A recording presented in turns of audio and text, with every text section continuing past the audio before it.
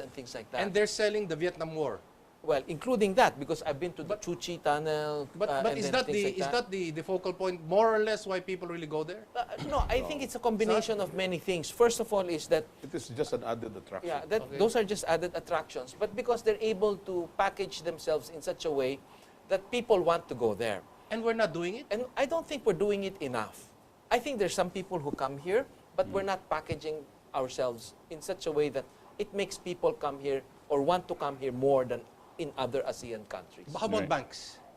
Banks, airlines? No, before we move to Yeah, the yeah. banks, on tourism, Yeah, 5 years ago I was in Cambodia. yeah, They have about 700,000 tourists yes. in a year.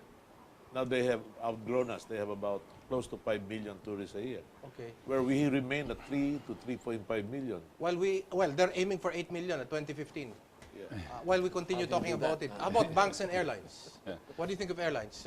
Banks? Airlines might be good, but banks, I would like to keep our banks. Meaning, I would, you see, there had just been a law passed. I don't know if people, it's not publicly known. Yes. And it's a law which was, I think, surreptitiously passed. Okay.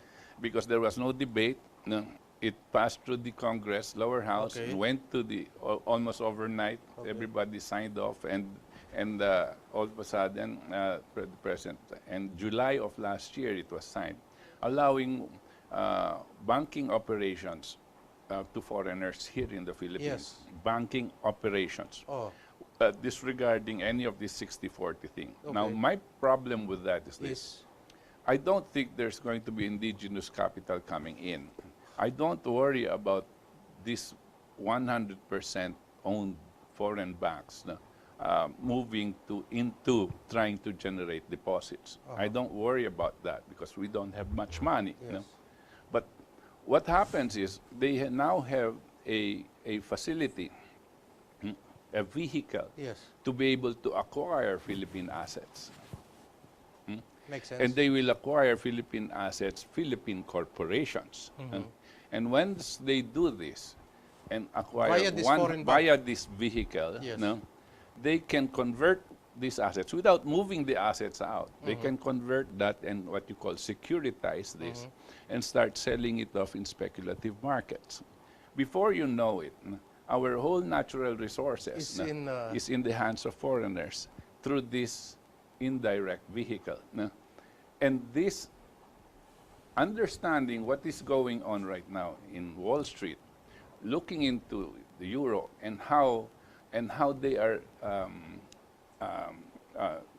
looking for assets to be able to securitize, Yeah. basically bankrupting countries. Yeah. This happened to Cyprus, to Greece, Greece. it's happening to Portugal and Yeah, yeah. Spain and Ireland. Looking for assets to securitize. This is what is happening to us. And I'm just waiting that at some point, and maybe it's being quietly done, this thing is being generated. It's going to happen. It's going to happen. Electricity. Are we going to bring in the kind of investors that we want? The kind of production people, given the kind of the level of the cost of of electricity? No, It's not going to happen. no, I don't. First of all, let me talk about electricity is part of the PPP, Yeah. PPP game of Noy Noy. Okay, this is debilitating for the whole country because public utilities must first favor the public Yes. and not the private sector, Yes, right? okay. And now it's the other way around, right? So it's favoring private sector, and that is what's pushing all of our GDP up, but creating a social unrest that can blow up like a volcano. And we are disregarding this whole thing. As energy costs goes up, water costs, healthcare costs, transportation costs going up continuously, these are the boosters of your GDP. Okay. The very same marketing line, which you peddle outside the country. You invest in energy, water, and you will make money because the corporations here are making that much money. Okay. But this is, they might make money, but it is to me, it's a volcano waiting to explode. Okay. With the last 1 minute, Louis, you're president of the Philippine Association of Publishers Incorporated. You're going to a national convention. We will have the 19th National Press Congress in Cebu on February 18 and 19 Okay. and 20. This will be attended by about 300 delegates. Yes, about 300 publishers of community and provincial newspapers. Okay. So we would like to have them echo the cause and fronts of Asean Integration, and then educate our people what's in store for us come December 31, 2015. And that we should really go into manufacturing, we should go into industrialization. Well, it's up to them. I will not say that right away. I don't think people will go into manufacturing just because there will be integration. Okay. I think they will look into how to increase production Okay. in order to meet increased demand, not Okay. only from within, Okay. from outside. Okay, George, final word. Yeah, actually, the government should become more business friendly. No? Okay. Even with respect to even the most basic thing like a business permit. No? Can you imagine in Las Piñas when one of my friends had renewed his business permit, the business was not doing so well, and yet the BPLO insisted that no, we have to increase your revenues. It's because we need the money. The Las Piñas city government needed the money. And the business was not even doing well. It's actually losing money. And yet, they insisted that para tumaas yung ibinabayad mo sa munisipyo for your mayor's permit, na they said, That's ako wrong. hindi ko re-renew yung business permit mo. So I mean, even most basic things like that.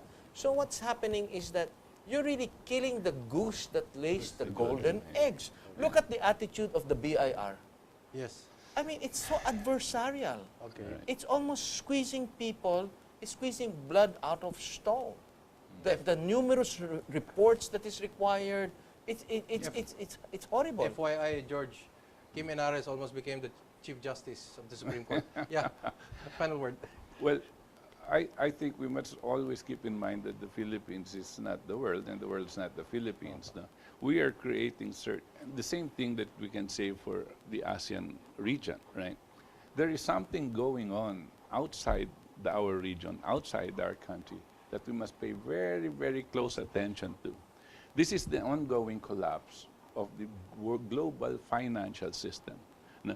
When the U.S. has gone into quadrillions of debt by printing and printing the money, the same thing with Europe, quadrillions of euros, printing and printing money. The value of this currency, which we hold dear as reserves, Will not mean anything. will not mean anything. You know? And that financial tsunami is now reaching its tipping point and just about to break. You know? We are not prepared for this. If ASEAN integration were to move, no, in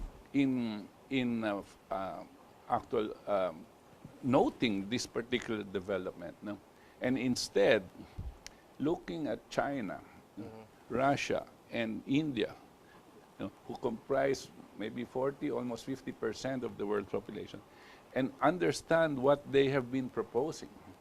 China had made a major proposal through the AIIB, no, which is an infrastructure investment bank, no, making available long-term money to all the countries that want it.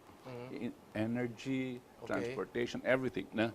And the BRICS as well, no, is doing exactly the same thing to everybody. Let us focus on that, because that concept is basically filling up what the World Bank and the rest of these agencies had not been able to do. If the rest of the world goes into development structure, no, development mode, no, we may be able to avoid a thermonuclear world conflict. Okay. On that note, we'd like to thank all our guests. We really went overtime, I mean. Thank you very much to everyone. Ako po si Eric Espina, palagi po nagsasabi sa inyo, magmasid, makialam, higit sa lahat ay manindigan. Dahil wala pong magmamahal sa Pilipino kung hindi ang Pilipino. Daghang salamat, mayong gabi, kaninyong tanan.